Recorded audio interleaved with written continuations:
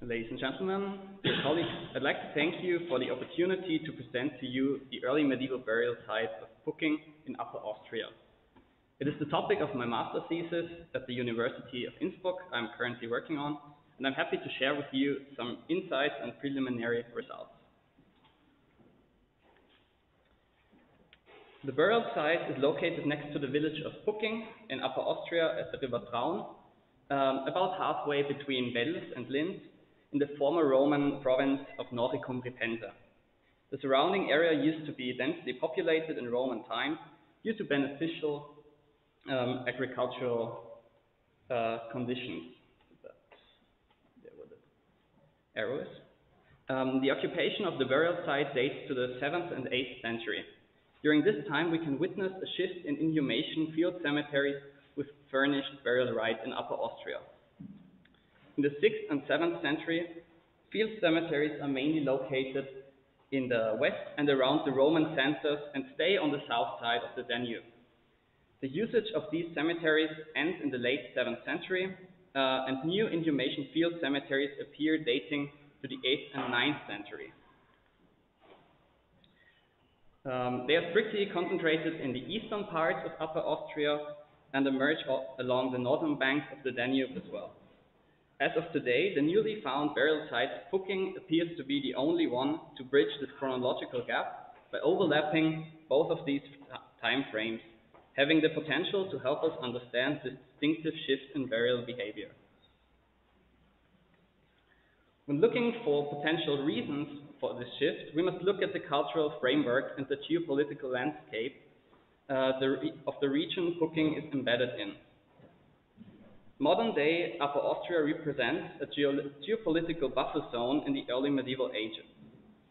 With the Bavarian Duchy and the Frankish Empire in the west, the Avar Khaganate in the east, and Slavic Carantania in the south, Pucking is right between major political players of the time.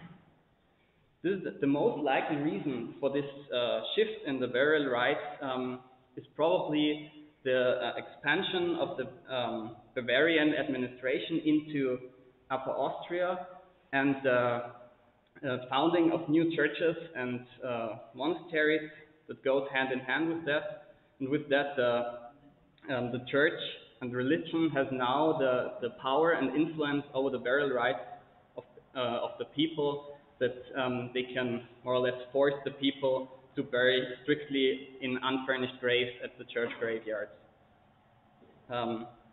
where the furnished field cemeteries remain further in the east.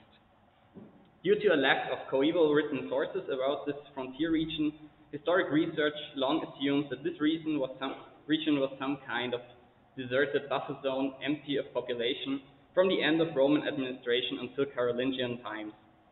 However, as there are numerous burial sites that already emerged in the 6th century, a hiatus in population to this extent can easily be disproven.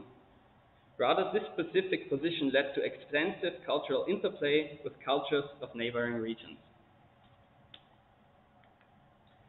The burial site of Pucking itself was mainly excavated in 2019 as a rescue excavation in a residential area. Therefore, only a part of the burial site has been excavated, and it's not known to its full extent, which has to be kept in mind for the analysis, of course. With continuing building activity in the direct vicinity, some additional graves can be expected. The dating to the 7th and 8th century is based on chronological analysis of the grave goods. The burial site consists of 33 individuals and 30 graves, with 3 graves of them being double burials. When looking at the demographic analysis, we can see that what is to be expected of burial sites of the time. A quite even distribution between male and female, high infant mortality, and a lower average age of women due to the risk of pregnancy and childbirth at the time. When looking at the distribution of finds, we can see that 2/3 of the burials are furnished with grave goods, spanning from clothing accessories and jewelry to tools like knives and food offerings. With the average number of grave goods in the furnished grave being about 3.6, the demographic group with the most grave goods is juvenile women, followed by children of stage infants 1. This observation is not uncommon for burial sites of the time, which we interpret as an emphasis on puberty and the representation of lost potential due to the early age of death. The composition of grave goods reflects the geopolitical position and the cultural influences the people were exposed to. We can find objects with connections to neighboring cultures from all directions, as well as remnants of the autochthone Roman Noric population. Pottery and earrings of Bohemian and Moravian influence, an avar belt fitting in secondary use of some kind of amulet on a child's chest, earrings of Carantanian influence, and beads and earrings of Frankish influence, as well as bone combs as remnants of late Roman burial rites. These are just examples to showcase the cultural melting pot the area around Pucking appears to have been. One unique find is 3 completely abraded human tooth roots covered in bronze patina and located at the neck of a female individual. Curiously, the teeth don't belong to the individual herself. Another distinctive feature of the burial site of Pucking are ring ditches surrounding 2 graves with possible remains of a third. This is a manner of highlighting specific graves during the time and is mostly found in the Frankish West, with Pucking being the only burial site in the region to have these features.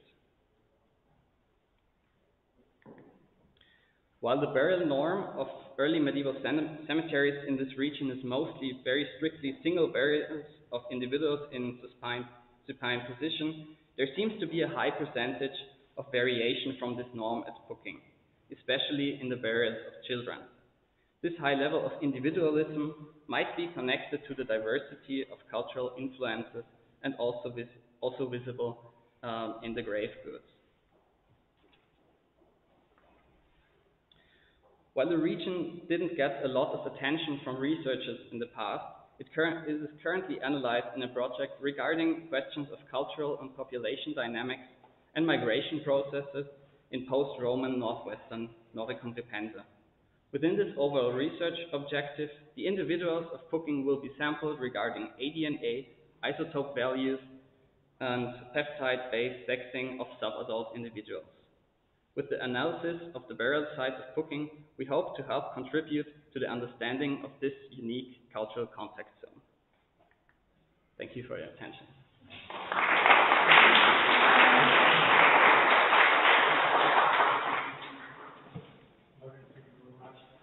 Thank you for me. Now we have more time to speak about this talk.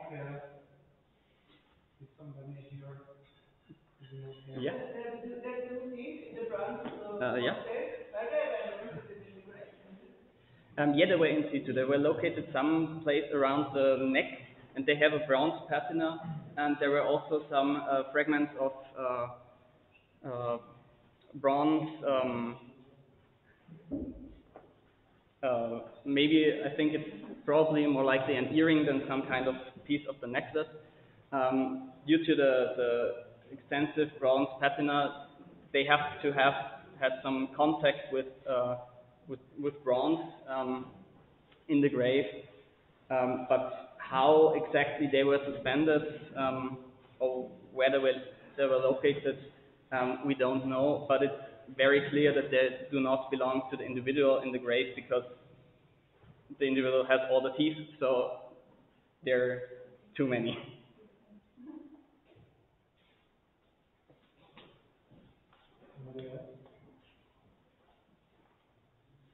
Okay, Lorenz, thank you very much. Thank you. So we can save the time. And